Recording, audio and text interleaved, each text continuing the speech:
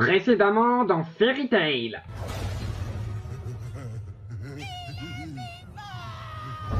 Aujourd'hui, nous accueillons Dauphin, Magie et Fireburn. Alors Magie, un commentaire pour l'incroyable résurrection de Makarov au dernier chapitre? Oh, elle a pas l'air contente. Et ben moi, quand j'ai vu ça, j'ai fait Kia parce que j'ai été très fâché. Et puis j'ai kiffé quand le con de Fireburn a ragé. J'ai pas ragé, Poufias. Non, tu crois? Et ben qu'on n'a qu'à lui demander à l'autre enculé. Alors petit con, t'as pensé quoi de ce dernier chapitre? Bah j'ai fait une chanson. Et ben on t'écoute mon ami. Bah j'y vais. Bah l'engueule-toi. Hors de mon chemin le mortel.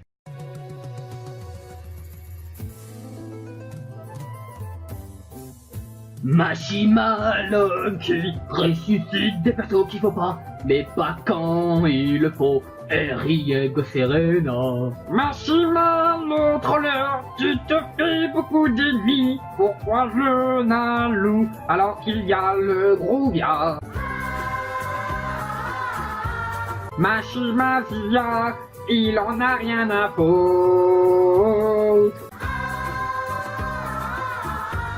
Machima Zia, il nous encule avec ses trolls. Veuillez le pardonner, c'est un malade mental. Bah elle était bien ma chanson quand même. Yo les gens, c'est Fireburn, j'espère que tous bien. Donc aujourd'hui on se retrouve pour le chapitre 538 de Fairy Tail. Oui, là j'ai pas voulu faire de live reaction, j'avais la flemme honnêtement j'avais la flemme. Voilà, donc on va faire une petite review de ce chapitre qui est très calme d'ailleurs. Voilà, donc d'abord nous avons la petite page cover avec les membres de Grimoire. D'ailleurs ils ont oublié Blue Note, bon en même temps il est tellement, on va dire, important dans l'histoire. Ce mec nous a tellement marqué. Ce mec qui ne s'est pas du tout fait one shot en un seul coup par Gildars. Ouais, bon, on va dire qu'il a une petite similitude avec Golserina, ce connard. Bref, donc le chapitre continue vers Lucy où a réécrit le livre Endi et elle a fini par sauver Natsu. Et donc dans ce chapitre, on peut voir clairement que la malédiction de Endi fait bien des ravages. Parce qu'au début, on a tous cru que c'était la malédiction d'Anxeram, mais pas du tout. C'était la malédiction de Endi et Grey, avec sa magie de Demon Slayers, réussit à la contrer. Donc déjà ça montre une petite utilité cette magie, parce qu'on est d'accord, la magie de Grey n'a été en aucun cas utile. Bon ok, sauf contre Mardeguy, contre Invel, contre le pseudo Endi, ouais bon en fait elle était utile. Ok, je ferme ma gueule. Bref, et là tu as Natsu qui débarque au calme avec son bras complètement explosé. Donc forcément tout le monde est content, Happy va faire un gros câlin à Natsu, tu as Lucy qui pleure de joie, bon bref, toute la famille là tu vois. T'as Angela qui se réveille, qui dit que ouais, je suis en vie, donc tout le monde lui dit tu dois vivre pour le bien de tous. Voilà, parce que pour Ichiya en quelque sorte, parce que Ichiya s'est sacrifié pour la vie de Jelal. Donc pour le moment on peut dire qu'il n'y a rien eu de palpitant. Mais le truc hyper intriguant, Natsu a disparu, donc en clair Natsu a crevé. Parce que je vous rappelle que si Jelef meurt, Natsu meurt. Et Lucy elle avait réécrit les lettres, et du coup je pense que Lucy a dû se gourer quelque part. Et Natsu est mort. Voilà, bon, pour le moment, parce que je doute que Natsu meure. Ah, quoique, tu vas me dire, Hiro Mashima, il a bien pleuré à la fin de son manga, donc forcément, peut-être que Natsu a crevé, va savoir, pourquoi pas. Voilà, donc du coup, là, Lucy, à un moment, elle pète un câble, et là, élément très important. J'avais raison, la vision de Carla. Parce que, rappelez-vous, Lucy, elle a exactement la même position de désespoir quand Carla a eu sa vision à l'Arc Eclipse. Au début on a tous cru que c'était à cause du roc du futur qui avait envahi le monde avec les dragons, mais pas du tout, c'était en fait cette scène. Carla elle a eu cette vision. Voilà, bon tu vas me dire c'était un petit rapport, peut-être que Mashima n'a pas fait exprès, pourquoi pas d'ailleurs. Mais on a eu cette petite référence, donc Lucy qui, en quelque sorte, c'est peut-être elle qui a tué Natsu quelque part. Parce que peut-être que Natsu aurait pu survivre, et peut-être que c'est Lucy qui a tué Natsu.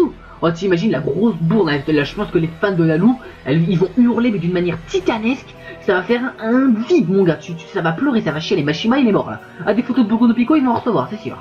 Autre élément où j'ai failli jouir sur place, c'est la distorsion temporelle qui est en train de se fissurer. Ouais, Agnologa, j'en étais sûr. Agnologa va revenir. Oh, putain, franchement Mashima, si c'est Ichiya et Anna qui reviennent, je vous jure que je me suicide sur place. Ah je me tire une balle, je fais un peu, je vous montre ma gueule en train de se prendre une balle. Ah c'est sûr et certain. Voilà, non mais franchement, Agnologa, tu reviens. Fais pas chier quand même. Voilà, au moins reviens en dernier éclat. Fais en sorte que Ewatch, le boss final dans Bleach, t'as envie pour avoir eu un bon combat à la fin. S'il te plaît, frère. Voilà. Donc, il y a une petite fissure, Natsu a disparu. Donc, le prochain chapitre s'intitule L'effondrement du monde, si je dis pas de conneries. Donc, je pense que c'est un petit rapport avec Agnologa. Le retour d'Agnologa, il va... Parce que si Agnologa sort de la distorsion temporelle, ça voudra dire que le mec il sera imbattable. Ou quoique t'imagines, à la distorsion temporelle, il lui a retiré la moitié de sa puissance. Bon, ça serait un peu bullshit, mais bon, ça justifierait parce que je préfère ça plutôt qu'un Granolangia en full power se faire péter le cul par les 7 Dragon Slayers. Ou au moins que Daitar se ramène son putain de cul parce qu'il s'est juste pris un putain de point dans la gueule. Il s'est même pas encore relevé ce connard. Et qu'il nous ramène l'historia de Aileen et de Ghost Serena pour contempler la famille Dragon Slayers pour qu'ils se battent à fond contre ce type. Et là, franchement, la défaite d'Animal sera bien justifiée. Bon, ok, les historiens ne font que la moitié de leur puissance, mais je pense que si tous les mages transfèrent leur énergie en Nightheart, je pense que les autres auront toute leur puissance. Et ça serait vraiment géant. T'imagines, même s'ils ramènent Auguste, parce qu'Auguste c'est la copie instantanée de toute magie, donc Auguste, il pourra copier toutes les magies, et puis voilà. Donc chapitre assez calme, assez pour calmer ceux qui ont ragé pour la mort de Makarov. Moi j'ai pas du tout ragé, hein. Moi j'étais très content. Hein. Ouais, je dis ça en fait, j'ai bien ragé comme un gros bâtard. Enfin bref, peu importe. Je veux un retour d'Agnologia, mais par contre si c'est pour un troll, reste dessus Agnologia. Franchement, si c'est pour se prendre un troll dans la gueule, je veux qu'il reste là où il est. Ah oui, parce que s'il revient pour se faire botter le cul par Happy, moi je m'en bats les couilles, tu restes là-dedans, tu sors pas. Ah tu sors pas, si c'est pour te faire botter le cul par un troll, tu restes là-dedans. Et voilà les gens, c'est la fin de cette vidéo, donc j'espère qu'elle vous aura plu. Donc, dites-moi si vous avez kiffé le chapitre, si vous l'avez pas kiffé, bah dites-le moi aussi dans les commentaires.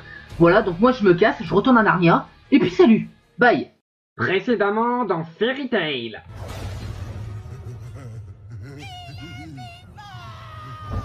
Aujourd'hui, nous accueillons Dauphin, Magie et Fireburn.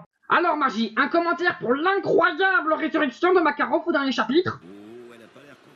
Et ben moi, quand j'ai vu ça, j'ai fait Kia parce que j'ai été très fâché. Et puis j'ai kiffé quand le con de Fireburn a ragé. J'ai pas ragé, Poufias. Non, tu crois?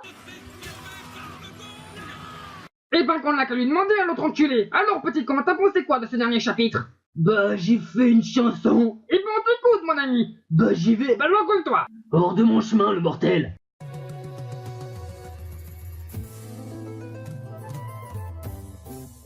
Machimalo qui ressuscite des persos qu'il faut pas, mais pas quand il le faut. Riego Serena. Machima, le troller, tu te fais beaucoup d'ennemis.